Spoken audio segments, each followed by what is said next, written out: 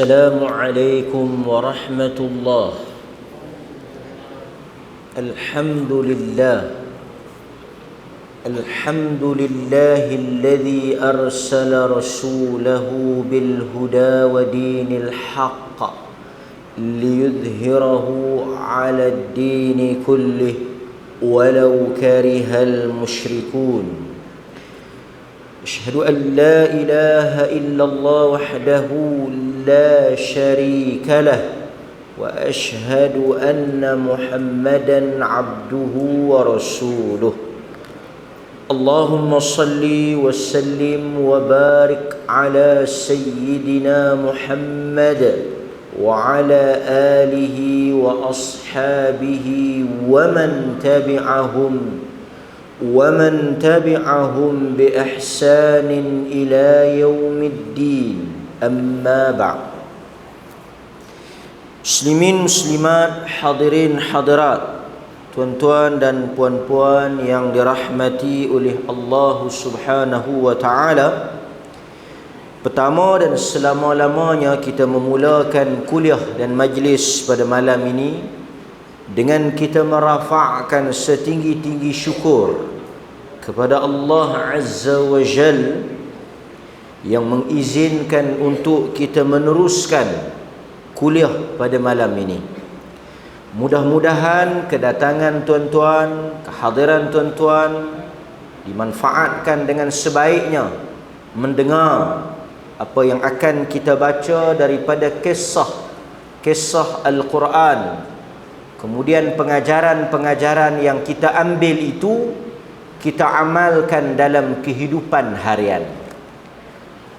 Allah Azza wa Jal apabila menurunkan Al-Quran kepada Nabi sallallahu alaihi wasallam, tujuan utama Al-Quran diturunkan ialah untuk dibaca. Sebab itu wahyu yang pertama, Iqra, bacalah.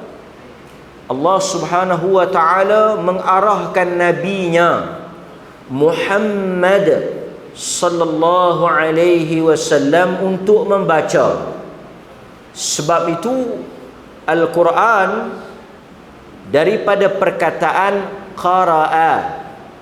Al-Quran itu sendiri wordnya, kalimahnya ialah daripada membaca.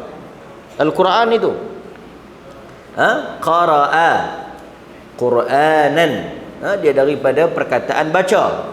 Sebab itu tuntutan yang wajib dilakukan oleh semua umat Islam yang mengaku beriman ialah membaca Al-Quran. Sebab itu dalam hidup kita tak boleh walaupun sehari kosong daripada bacaan Al-Quran. Mesti ada Al-Quran yang kita baca, walaupun mungkin beberapa ayat ataupun beberapa muka surat, tapi kena baca.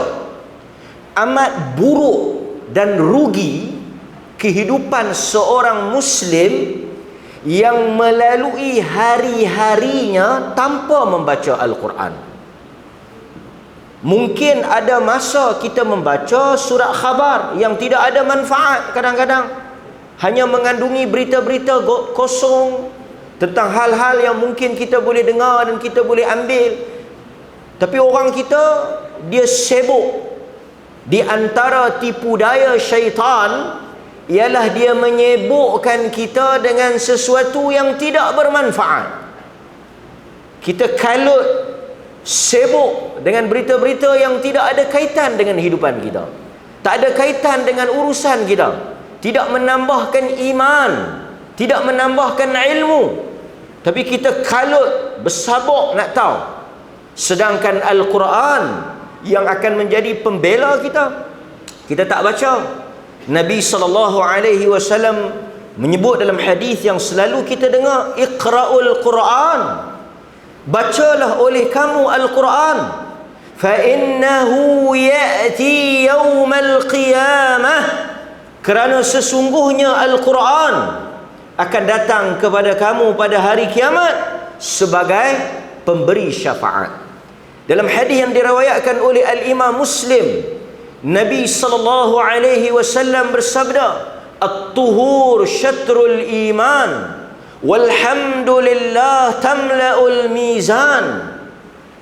Walhamdulillah wa subhanallah tamla'u ma baina as-samawati wal ard, wal qur'anu hujjatu laka aw 'alaika.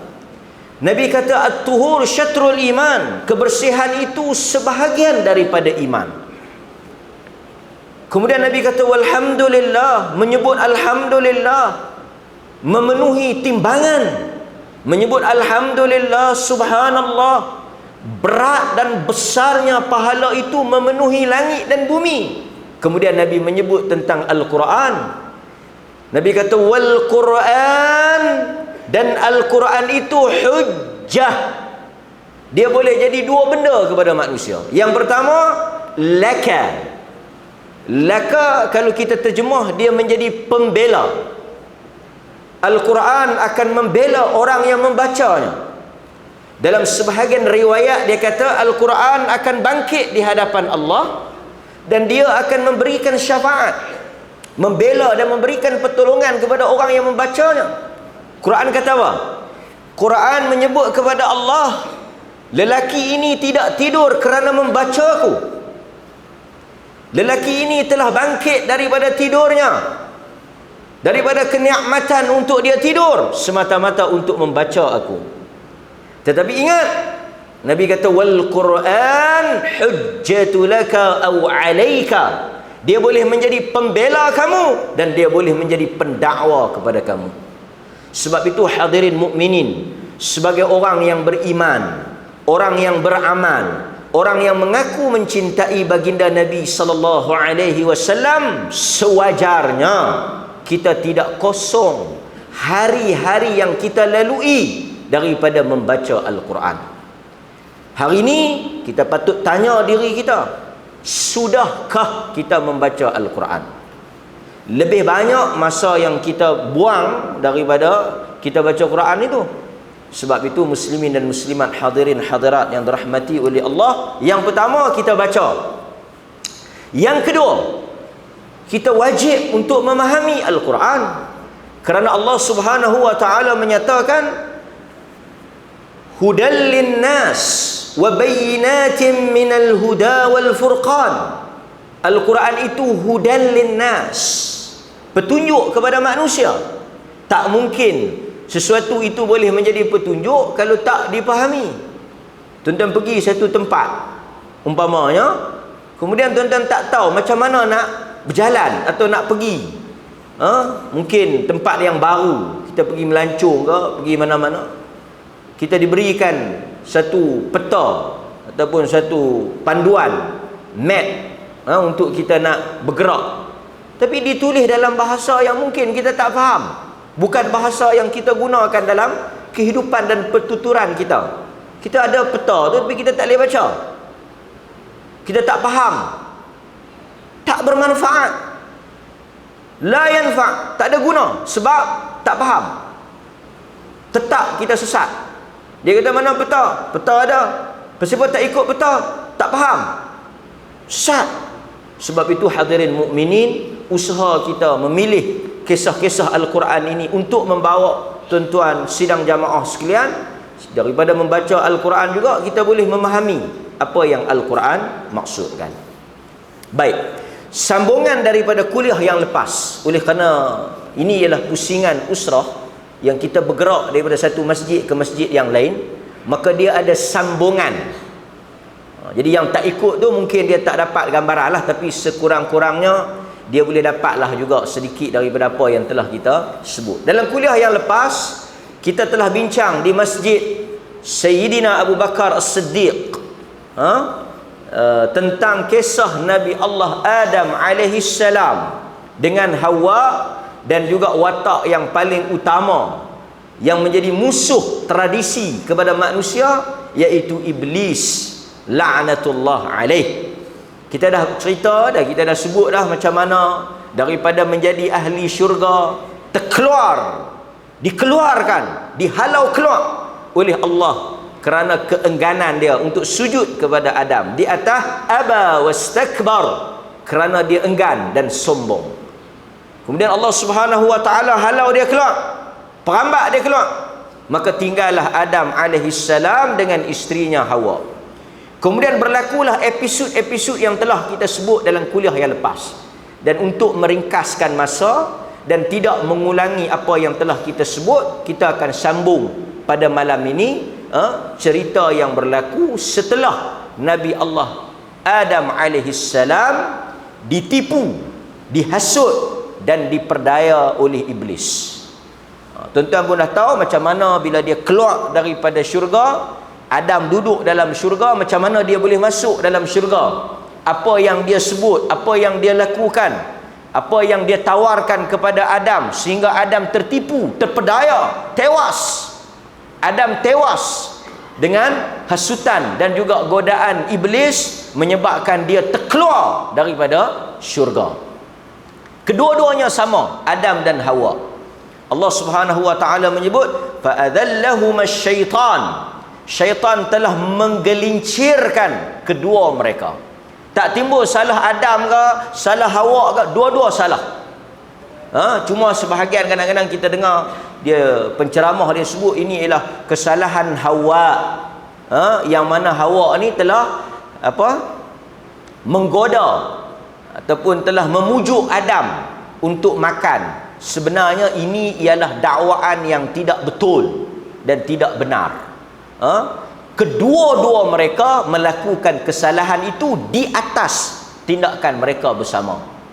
Bukan kerana pujuk rayu wanita ke, godaan daripada Hawa, dua-dua salah. Dua-dua salah. Quran kata fa'azallahuma asyaitanu anha fa'akhrajahuma mimma kana fi wa qulna ihbitu ba'dukum li ba'din, sehingga akhir ayat menunjukkan bahawa mereka berdua bersalah. Kemudian tuan-tuan, adalah riwayat-riwayat Israiliyat yang telah kita cerita di masjid Kuala Perlis Sebang Ramai minggu lepas, tentang kononnya buah halkum itu daripada buah khuldi. Kemudian ada kaitan dengan haid wanita. Ini semua riwayat-riwayat yang tidak ada sumber. Maksudnya tidak ada sandaran yang kukuh, yang sahih. Riwayat-riwayat datang daripada riwayat Israiliyat tentang cerita-cerita tambahan ini, tokoh tambah ni, dan benda-benda yang macam ni tidak disebut oleh Nabi sallallahu alaihi wasallam. Jadi kita balik kepada apa yang Quran sebut. Baik, kita tengok di dalam Al-Quran Allah menyatakan, dan kita dah cerita dulu, apabila iblis menyesat ataupun menipu Adam, tewas Adam ni, Allah Subhanahu wa taala menghukum mereka. Seperti mana tuan-tuan boleh tengok dalam surah Al-A'raf ayat 20. Surah Al-A'raf ayat 20. Maka iblis fawaswasa lahum asy-syaitan. Quran guna perkataan fawaswas. Waswas. Waswas ni ialah salah satu daripada penyakit yang muncul daripada gangguan iblis. Sebab itu kita nak kena rawat orang yang was-was ni. Dan tuan-tuan, macam selalu saya sebut, was-was ni perkataan Arab. Waswasa yuwaswisu. Kan? Yang tuan-tuan duk baca dalam surah apa? Allazi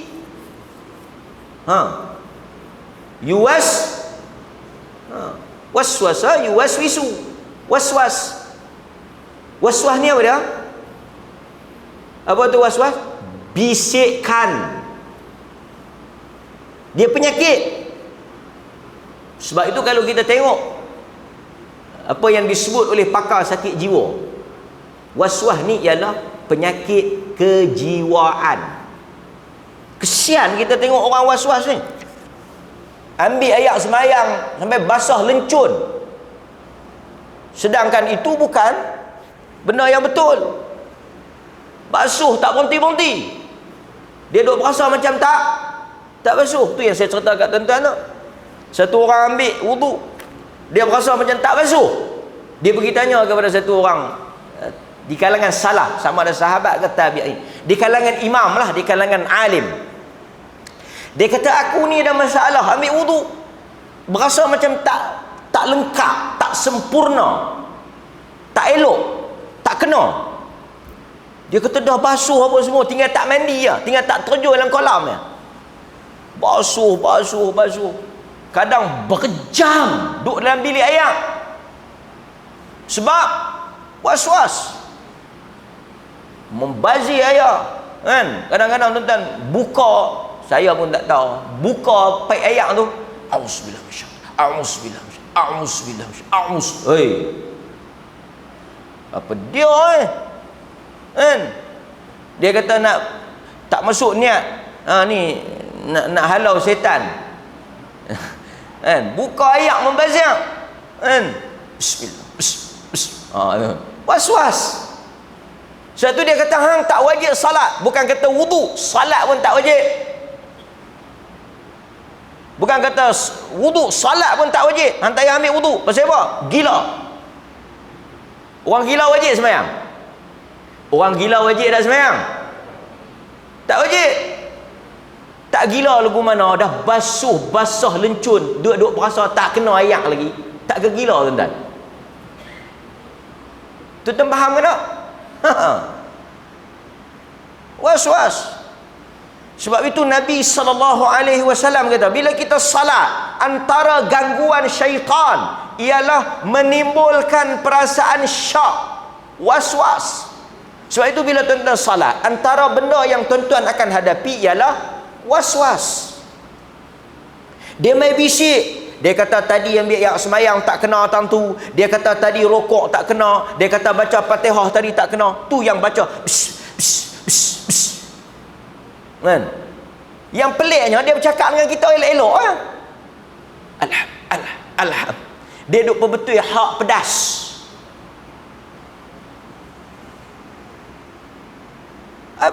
Baca bismillahirrahmanirrahim, alhamdulillah, baca bagi elok. Dan kita di Perlis ni tak nampak sangatlah orang yang was-was angkat takbir ni, walaupun ada, alhamdulillah lah. Mungkin kita duk sebut kan, tak ada lah tuan-tuan duk tengok angkat Allah, a'udzubillah minasyaitan, Allah, a'udzubillah minasyaitan. Bukan dia saja letih, dengan kita yang duduk sebelah pun letih. Aku tak lagi tak tentu. Angkat letak, siapa yang ajak?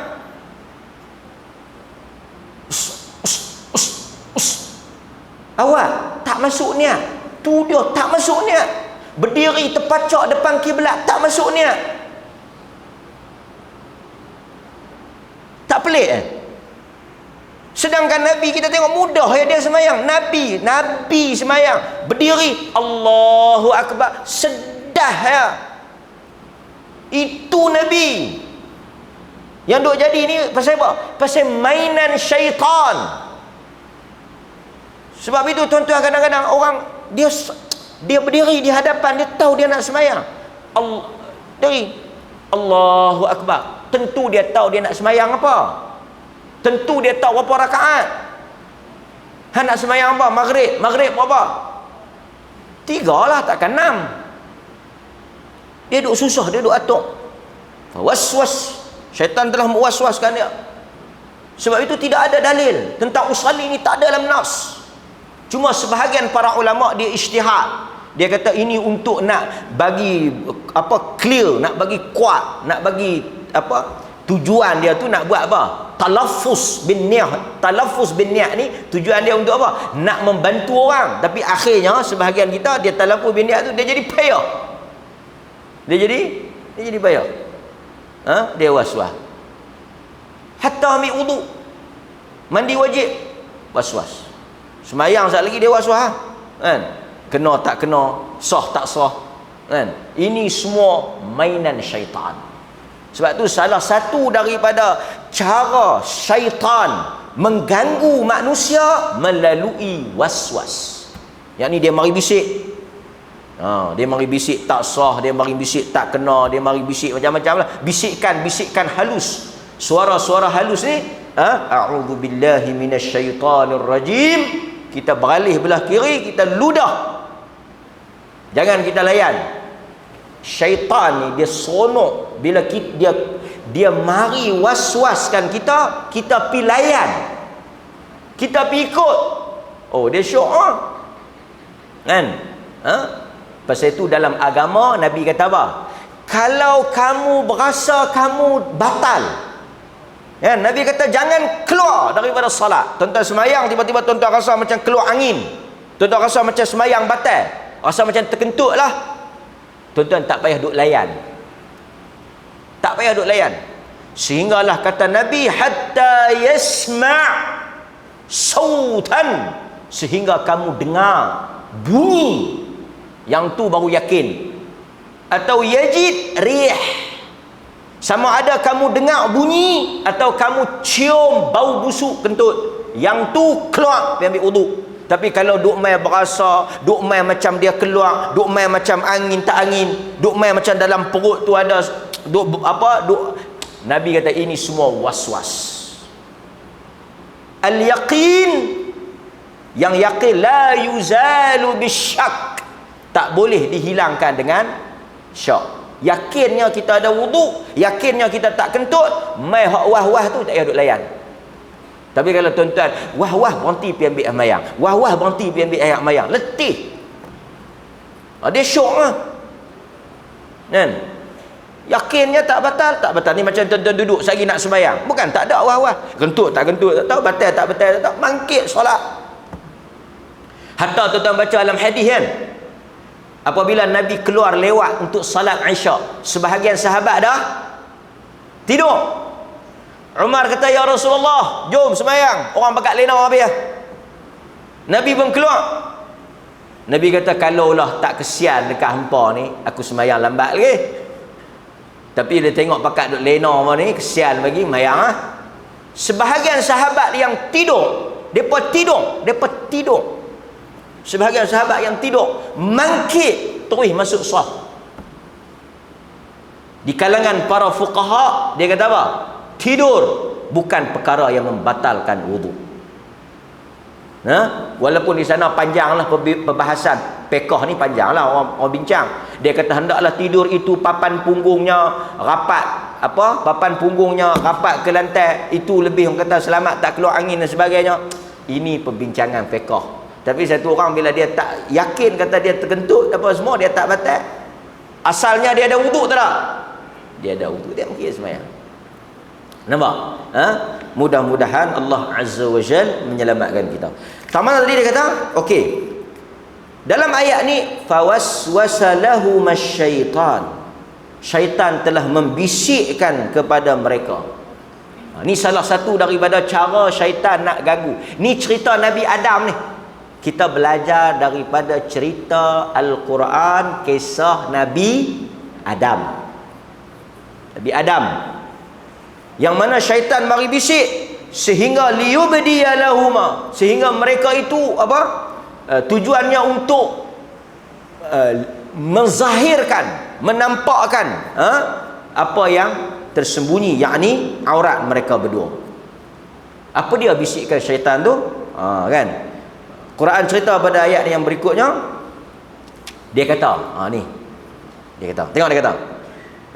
Selepas ayat liyubdiya lahuma ma wuriya anhuma min sawatihima wa qala, dan telah berkata ia. Siapa dia? Syaitan, iblis. Dia kata apa? Dia kata wa qala ma nahakuma rabbukuma. Dia kata macam mana dia, okey, macam mana bisikkan tupi, kita dah cerita di sebuah ramai kan, macam mana dia pergi jumpa Adam tu macam mana kan. Sebahagian sebab dia duduk di luar syurga, dia dah kena keluar. Masa ni dia dah kena perambat keluar. Lepas Allah buat Nabi Adam, Allah suruh dia sujud, dia tak mau sujud. Lepas dia tak mau sujud tu berlaku pembangkangan. Dia engkar, dia enggan, dia keluar. Adam duduk dalam syurga, dia nak heret Adam keluar, dia nak tarik Adam keluar. Dan ini yang dilakukan oleh syaitan dan iblis sampai sekarang. Dia nak tarik kita keluar. supaya kita masuk bersama-sama dengan dia. Bila dia mai, dia kata, dia kata, ma nahakuma rabbukuma an hadhihi syajarah. Dia kata, tahu tak sebab apa Tuhan kamu berdua melarang kamu daripada pokok ini, hadhihi syajarah. Dan kita juga tahu tuan-tuan, dalam syurga benda yang paling banyak apa dia? Pokok lah. Pasal itu syurga tu dia sebut apa? Jannah. Jannah ni kebun. Jannat plural. Sebab apa dia panggil kebun? Jannah ni kerana banyak pokok. Jannah ni kita dah ceritakan. Jannah, junnah, jin, jannah. Dia sesuatu yang tertutup. Jadi syurga ni dia tertutup, ditutupi oleh pokok. Pasal itu dalam syurga ni benda yang paling banyak pokok. Dalam banyak-banyak pokok Allah kata wala taqraba hadhihi, janganlah kamu berdua, yakni Adam dan Hawa, mendekati taqraba, jangan kamu pergi dekat dengan pokok tu. Artinya kalau pergi dekat pun tak boleh, apatah lagi nak makan, tak boleh. Satu je pokok lain semua boleh. Allah sebut dalam ayat sebelum tu, ya Adam, kan ayat sebelum tu, ya Adam uskun anta wa zawjukal jannah. Allah kata dekat Adam, hey Adam, wahai Adam, uskun anta wa zawjukal jannah, duduklah, tinggallah engkau dan isterimu di dalam syurga, dan makanlah apa sahaja yang kamu nak makan. Minha ragadan haitsu syi'tuma, makanlah apa yang kamu nak makan, ambillah apa yang kamu nak ambil, cuma jangan kamu hampiri pokok ini. Tuan-tuan, demikian dalam kehidupan kita manusia. Benda halal banyak ke benda haram banyak? Halal banyak kan? Depa duk susah hatilah benda tu awak haram, kan?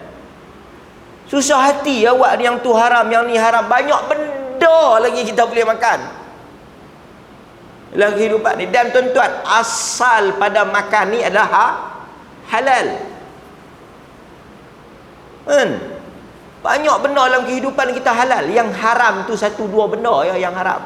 Arak, babi, bangkai, apa lagi? Lain pada tu makanlah, kan? Apatah lagi tuan-tuan yang duduk dekat laut ni, apa sahaja yang keluar daripada laut ni semua tuan-tuan boleh makan. Adalah satu dua pandangan kata kalau benda tu dia adalah macam contoh babi, darat tak boleh makan. Tapi kalau ada binatang yang mirip babi, kita panggil babi laut. Ada babi laut? Anjing laut. Umpamanya anjing laut tu contoh yang menarik. Di kalangan fuqaha, sebahagian fuqaha ni ahli fiqh. Di kalangan sebahagian ahli fiqh dia kata kalau yang menyerupai binatang yang haram di darat ni tak boleh. Dia ikut tu. Sebahagian lagi kata apa yang keluar mai ikut laut semua tibai cerah, kan? Ketam ke, sotong ke, kuda laut ke, dugong ke, duyung ke. Mana tahu tuan-tuan tahan buka lekat duyung. Cuma dia kata apa? Kalau tangkap duyung, buat apa? Nak makan, baik menikah. Ya, betul juga. Ya. Tapi saya nak bagi tahu je, agama ni dia mudah. Al-asl fil asya'. Tuan-tuan ingat kaedah ni. Al-aslu fil asya' ibahah. Asal pada segala-gala yang ada dalam kehidupan ini halal, harus. Tuan-tuan pergi mana-mana, tuan-tuan tak pernah tengok makanan tu, tuan-tuan tak pernah tengok apa dia benda tu, asalnya halal. Asalnya halal. Melainkan yang zahir haram. Betul tu kita hidup mudah. Pergi tak mana-mana tuan-tuan makan. Kan? Cuma kita tak kempen lah, tapi tuan-tuan nak makan ikutlah. Pergi kedai Hindu nak makan, macam selalu kita sebut kan, pergi kedai Hindu nak makan tosai, makanlah. Tapi Hindu buat, dia buat apa? Dia buat tosai. Tak apalah, tosir bukan apa. Tosir tepung dengan roti je. Saya pun tak tahu tapi makan lah. Kan? Roti canai ke apa. Roti canai mana ada daging kan? Betul tak? Makanlah kuah dal. Jangan makan kuah ayam. Kuah ayam takut ayam kepok. Makan kuah dal. Kan? Boleh? Boleh. Peliknya orang kita kalau tang bayak haram sangat. Mau kalau tang pri, makan pri tak pernah yang haram. Tang nak bayak tu haram tu, haram ni. Dan pri semua halal kan. So tapi manusia ini yang kata tabiat. Tuan-tuan, benda yang dilarang dia menarik, tahu, menarik kita. Macam selalu saya sebutkan tuan-tuan, apabila Allah Azza wa Jal dia menciptakan syurga, ni hadis yang kita pernah baca, apabila Allah siap, di sisi ahli sunnah benda ni ada perbezaan pendapat lah sikit, syurga ni ada tak ada?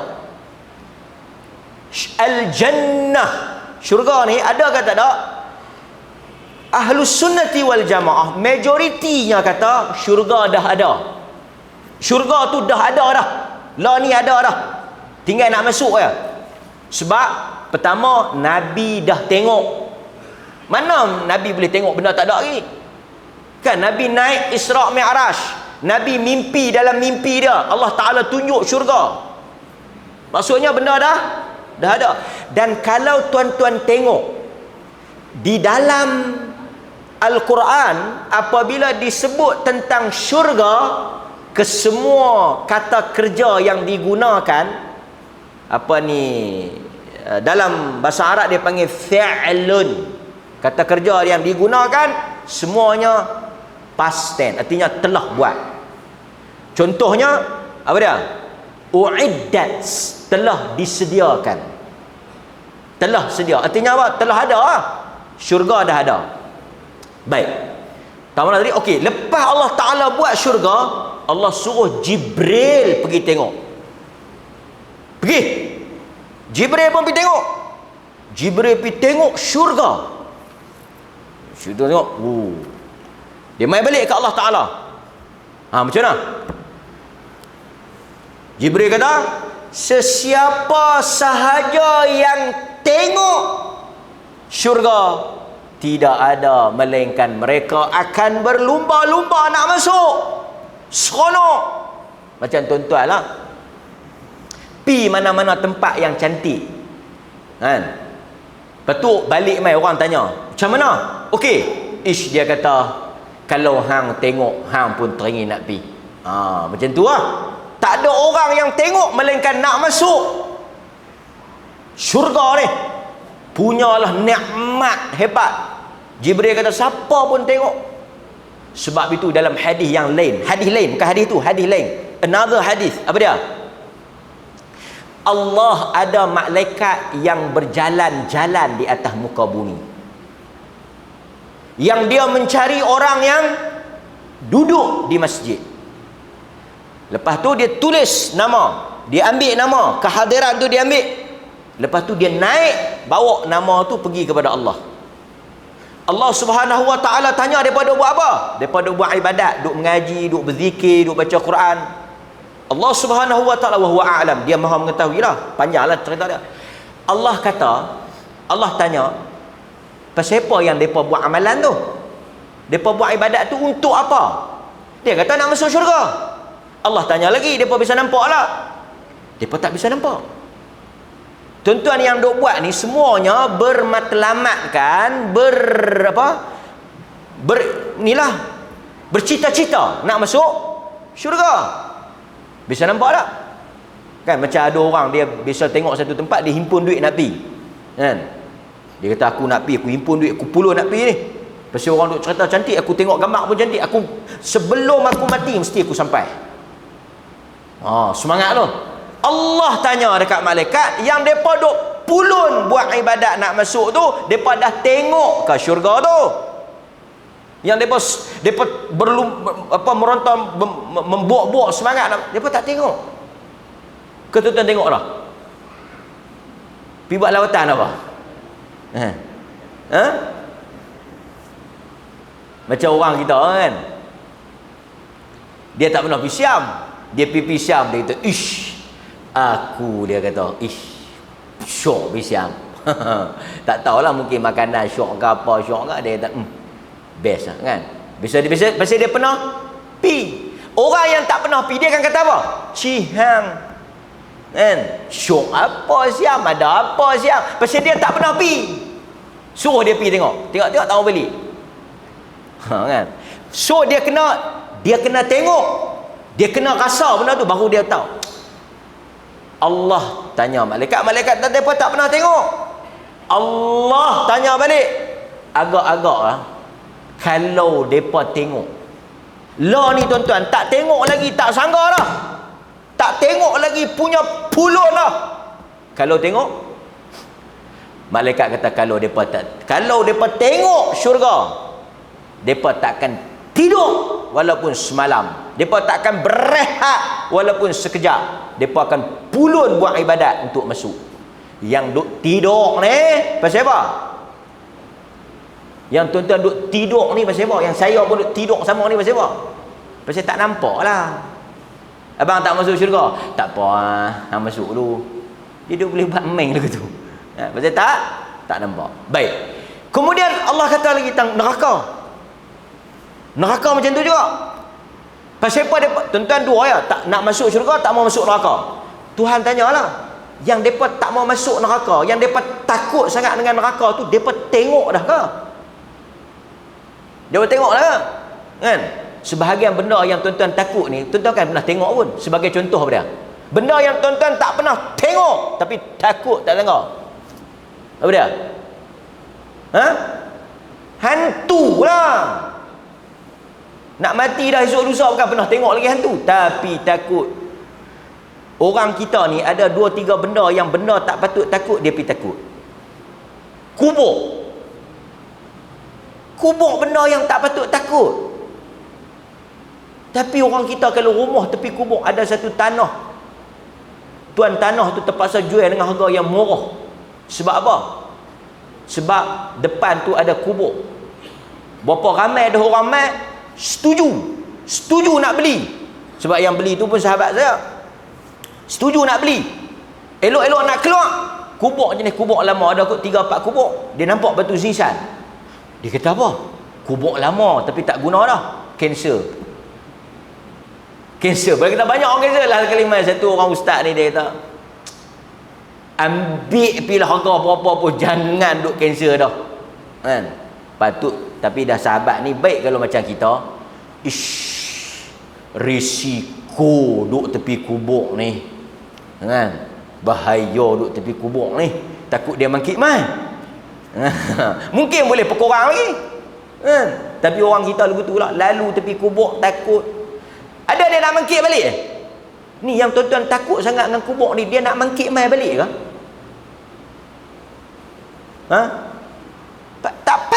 Tak tahu, saya tak tahu pasal apa dia takut sangat tak kubur ni. Melainkan kalau lalu-lalu laju berhenti sah, lain lah. Cuba tanya orang yang duduk tepi kubur, berapa kali dia tegur? Sepanjang hang duduk 30 tahun tepi kubur ni, berapa kali dia tegur? Takut dengan kubur. Program motivasi pun kalau nak gempak budak-budak, heret pergi kubur. Terkencin budak tu pasal takut kubur kan. Sedangkan kubur lah paling selamat. Pasal apa? Tuan-tuan, berjiran dengan orang mati dengan berjiran dengan orang hidup, mana lagi selamat? Kalau tuan-tuan tanam pokok pelam, sebelah tu kubur, tak hilang. Tapi kalau pergi tanam duduk sebelah tu jiran orang hidup, kemungkinan, bukanlah saya kata kemungkinan hilang ada. Jiran tepi kubur, pertama dia tak akan hingar, yang kedua dia tak akan parking ikut dan, yang ketiga kita pun tak akan rasa masalah apa dia nak buat kita, pasal dia dah sengap duduk dalam tu. Kita yang kacau dia kot, hingar kan? Takut kubur. Hantu pun takut. Berapa kali dah hang jumpa hantu? Tak pernah lagi. Tapi jangan minta simpang. Kan? Nampak? Baik, hadirin mukminin. Kemudian kita sambung balik. Tamat tadi tentang waswas tadi. Hasutan iblis kepada kita. So, apabila Allah Azza wa Jalla suruh Jibril pergi tengok. Jibril pergi tengok. Okey. Lepas tu Allah pun buat amalan-amalan yang ada di sekeliling syurga. Yang nak masuk dalam syurga kena buat benda tu. Mula-mula tak ada lagi, mula-mula tak ada amalan tu. Lepas tu Allah buat. Tunjuk. Allah kata dekat malaikat, pi tengok pula. 2 kali lah pi. Mula-mula pi masa tu syurga saja. Pi kali kedua ada amalan pula. Maknanya nak masuk syurga kena buat benda tu baru masuk. Pi tengok, balik mai. Macam mana? Dia kata kalau tengok pula kali kedua tak ada siapa masuk.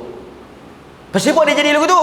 Sebab Nabi kata haffathumul jannah bimakarih. Haffathumul jannah, di sekeliling syurga itu benda-benda yang makarih, yang kamu tak suka, yang manusia benci, benda tu yang menjadi amalan syurga. Faham tak? Semayang, puasa, kan, benda-benda yang berat orang rasa makarih, orang yang tak apa nak seronok. Tak. Tuan-tuan makam lain, tuan-tuan ulama, alim, keramat, wali, memang tak bang lagi lohok. Duk tanya tu ya. Duk tanya tak bang lagi. Tak bang, aku nak pergi mayang ni. Abang baru balik lohok, takkan nak bang dah asap. Punya syok mayang. Ti peringkat tuan-tuan ni. Kan? Duk kira nak pergi mengaji, duk kira nak pergi mayang. Duk di masjid pun sampai Tok Siak kata, boleh kot nak balik, saya nak tutup dah. Tu makam ni kira Quran tu lekang lah duk baca tu. Memang hak ni kira sakal lah. Tu yang saya cerita ni hak geng-geng saya ni, hak yang bila tengok tu dia jadi payah nak masuk. Sedangkan neraka pula haffathumun nar bisyahawat. Sedangkan yang mengelilingi neraka itu sesuatu yang seronok. So secara mudah fahamnya, benda yang apabila Tuhan larang, dia memang ada tarikan, dia memang ada keseronokan. Dan benda-benda yang Tuhan suruh ni, dia memang ada apa dia? Dia memang ada berat. Memang pasal itu Quran kata apa? Wasta'inu bis-sabri was-salah. Minta tolong kepada Allah dengan sabar dan mendirikan salat. Wa innaha lakabiratun, sesungguhnya semayang itu berat. Illa 'alal khashi'in, kecuali orang yang khusyuk. Maksudnya semayang, nampak? Pasal itu orang yang boleh mangkit tidur subuh, mangkit semayang, kan semayang ni berat. Pasal itu munafik bila dia mangkit semayang, kumu ila salat kusala, dalam keadaan mereka rasa malas. So sebab itu tuan-tuan, normal bila tuan-tuan seronok pergi ke haram dan tuan-tuan rasa berat pergi ke halal.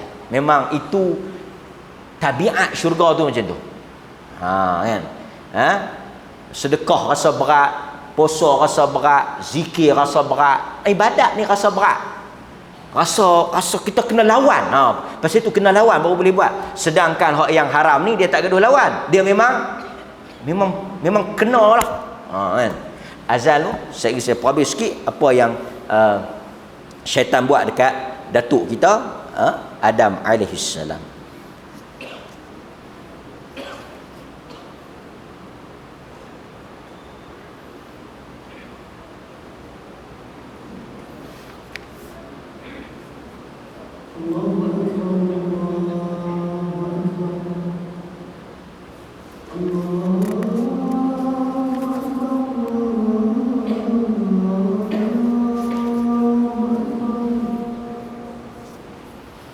أشهد أن لا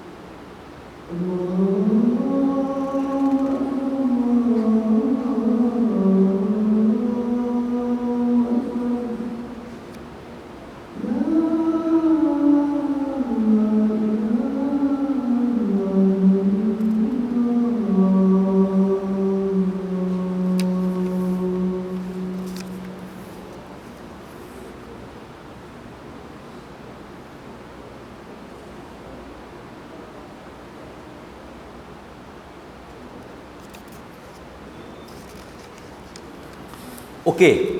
Bismillah. Kita sambung balik sikit lagi tuan-tuan. Kemudian syaitan sebut, iblis kata. Dia kata sebab Allah Azza wa Jalla larang. Pasal itu kita bila kita pasal itu dalam kehidupan kita pun kita kata benda yang orang larang ni lagi dia nak buat. Itu memang tabiat dia macam tu. Illa an takuna malakain atau takuna minal khalidin. Iblis kata dua sebab. Yang Allah tak bagi makan buah ni ada dua sebab. Yang pertama, kalau makan kamu akan jadi dua malaikat. Atau au takuna minal khalidin, kamu akan kekal di dalam syurga. So bagus tak bagus makan? Bagus. Nampak tak? Alhamdulillah kalau kita boleh makan. Kita boleh jadi malaikat atau kita boleh jadi apa dah? Malaikat. Kita kekal dalam syurga. Pasal itu Allah tak bagi makan. So nampak tak? Dia telah, nanti kita akan sambung next kuliah. Dia telah tazyin. Dia telah menghiasi yang dilarang tu. Dia telah hias bagi nampak elok, nampak cantik, nampak menarik, tertarik. Bagus punya khasiat, fadilat dia. Takkan tak makan. Kan? Sebab itu nanti kita akan tengok macam mana salah satu daripada ciri-ciri serangan syaitan ni dia buat apa? Dia hasut dengan cara menghiasi benda yang salah tu bagi jadi tak salah. Kan? Ada satu orang, dia duk ambil duit haram, duit salah. Macam mana syaitan buat dekat dia? Dia kata macam ni, hang ambil, tapi hang jangan lupa bersedekah. Kan? Ambil semua orang ambil. Kan? Benda ni kalau tak ambil pun orang lain ambil. Tapi kalau orang lain ambil, dapat kat dia semua. Tapi kalau hang ambil, korang masjid pun dapat juga sikit. Ini sudah bagus.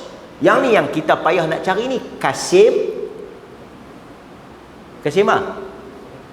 Patalon. Jangan lupa sebut 10 kali dah Kasim Patalon. Tuan Penasihat 25%. Tengok dia bagi. Seorang tu daripada betul juga kalau aku ambil, korang-korang aku sedekah kat masjid pun dapat manfaat. Aku ambil lah sikit. Kalau dia tu ambil, apa pun tak dapat. Aku buat juga baik. Pasal itu dalam Islam tak ada Robin Hood pi curi. Dan kita tak boleh nak legalize, tak boleh nak menghalalkan apa yang memang haram. Apa saja yang haram tuan-tuan buh pilah. Alasan apa? Kadang-kadang tuan-tuan alasan tu nak bagi sedap hati ya. Nak bagi tak rasa berdosa sangat, nak bagi rasa tak bersalah sangat, kan? Dia bagilah. Kan? Ni bukan rasuah, ni hadiah, sedekah. Kan? Ini sagu hati. Boleh sagu jantung ke, sagu usus ke, sagu perut ke, sagu ginjal ke. Kan? Kan? Alasan nak bagi halal, kan? Baik. Kemudian tuan-tuan apa yang berlaku? Allah Subhanahu Wa Taala halau depa keluar. Ini cerita panjanglah halau depa keluar. Tapi yang menariknya tuan-tuan tengok dalam surah Al-A'raf ayat 21. Wa qasamahuma inni lakuma laminan nasihin. Syaitan bersumpah, aku ni tak ada kepentingan apa. Yang main habaq ni bukan ada apa-apa pun, nak main nasihat ya. Betul-betul ikhlas ni. Dan kebanyakan tuan-tuan yang main bagi jahanam kita ni, skamer ni, semua yang main duk tipu, nak kencing, nak jual kita ni, semuanya ikhlas. Aku ni ikhlas nak tolong hang. Aku ni memang ikhlas nak cerita kat hang ni. Aku ni memang bukan ada kepentingan apa. Tuan-tuan tak tahu, tapi Adam dah kena. Lepas tu tuan-tuan kita sambungkan nanti Allah Ta'ala usir dia. Apa berlaku bila dia turun di dunia? Okey? Saya ingat saya nak sambung sikit tapi ada panggilan, saya ada urusan sikit lepas ni, jadi saya tak boleh sambung lah, kan? Okey? Curah nanti kita sambung minggu depan insya-Allah. Aqulu ma sami'tu astaghfirullahal azim li wa lakum.